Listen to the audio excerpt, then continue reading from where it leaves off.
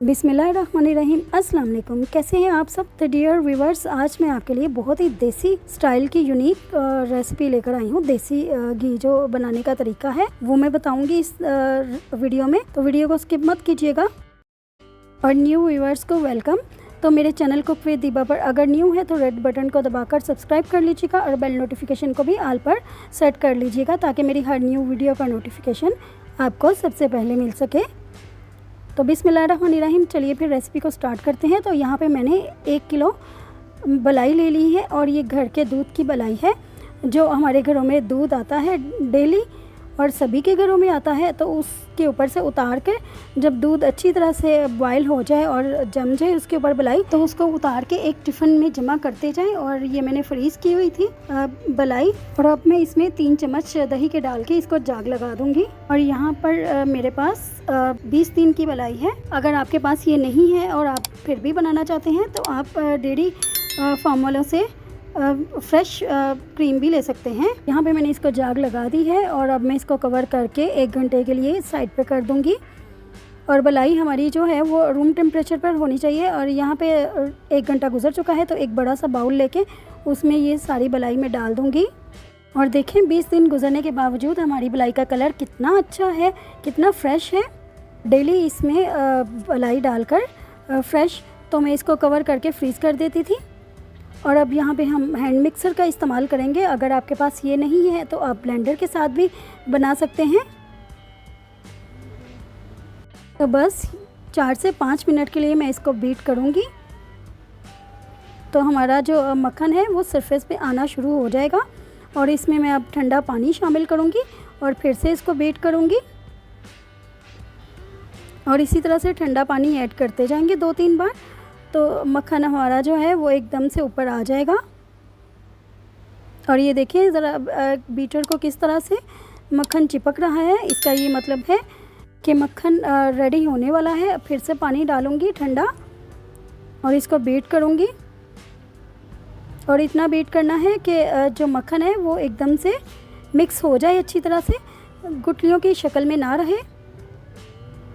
अगर आप इसको गर्मी के मौसम में बना रहे हैं तो चिल वाटर यूज़ करेंगे, और अगर सर्दियों में बना रहे हैं तो इसके लिए नीम गर्म पानी यूज़ होगा इसी तरीके के साथ। और अब जितना भी मैं ठंडा पानी इसमें यूज़ कर चुकी हूँ, तो इस स्टेप पे हम इसमें और ज़्यादा चिल वाटर यूज़ करेंगे, आइस क्यूब्स वाला, ताकि मक्खन अच्छी तरह से मिक्स हो जाए और एक बाइंडिंग फॉर्म में आ जाए और एक जगह पे इकट्ठा हो जाए। फिर से मशीन को चलाऊँगी। तो यहाँ पे हमारा मक्खन जो है वो रेडी है।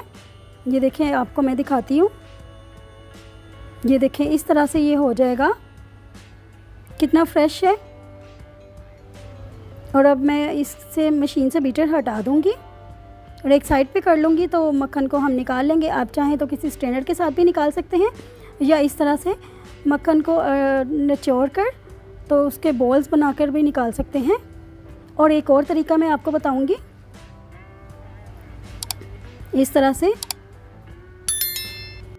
और सारा मक्खन जो है वो हाथ की मदद के साथ इस तरह से निचोड़कर और बॉल बनाकर निकालते जाएंगे। तो ये देखें यहाँ पे सारा मक्खन निकल चुका है। और ये जो हमारे पास बटर मिल्क है, यानी कि लस्सी जिसको कहते हैं, ये लस्सी आप पी भी सकते हैं। इसमें ज़रा भी स्मेल नहीं है और बिल्कुल फ्रेश है और टेस्ट में भी इतनी अच्छी है।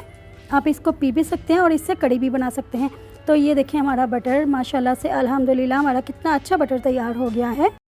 हाँ जी, बटर तो आपने देख लिया कि किस तरीके से बनता है। अब मैं आपको आगे बताती हूँ कि बटर को किस तरह से देसी घी में कन्वर्ट करते हैं। और यहाँ पे फ्लेम को ऑन करेंगे और एक पैन चूल्हे पे रखूँगी। तो इस तरह से ये सारा बटर मैं पैन में डाल दूँगी और इसको मेल्ट होने देंगे। और फ्लेम को मीडियम टू लो ही रखूँगी यहाँ पे मैं। तो जैसे ही हमारा बटर मेल्ट होगा तो मैं फ्लेम को और ज़्यादा लो कर दूँगी, क्योंकि फिर हमने इसको पकाना है। बहुत ही सिंपल तरीका है इसको बनाने का, कुछ भी इसमें टेंशन वाली बात नहीं है। तो यहाँ पे देखें मक्खन जो है वो मेल्ट होना शुरू हो गया है। तो इस तरह से चम्मच के साथ इसको हिलाते रहेंगे। तो जितना भी मुमकिन हो घर की बनी हुई चीज़ें इस्तेमाल करनी चाहिए। और देखिए 10 मिनट के बाद ये इस तरह से हो जाएगा और इसको मज़ीद पकाएंगे। तो जैसे जैसे हमारा ये जो मक्खन है ये पकता जाएगा तो देसी घी बनता जाएगा और ये ट्रांसपेरेंट होता जाएगा। और चम्मच को हिलाना है इसमें। तो देखें काफ़ी सारा घी ऊपर आ गया है सरफेस पे, और जितना भी इसमें वो लस्सी के पार्टिकल्स थे वो नीचे की तरफ बैठ गए हैं बॉटम में।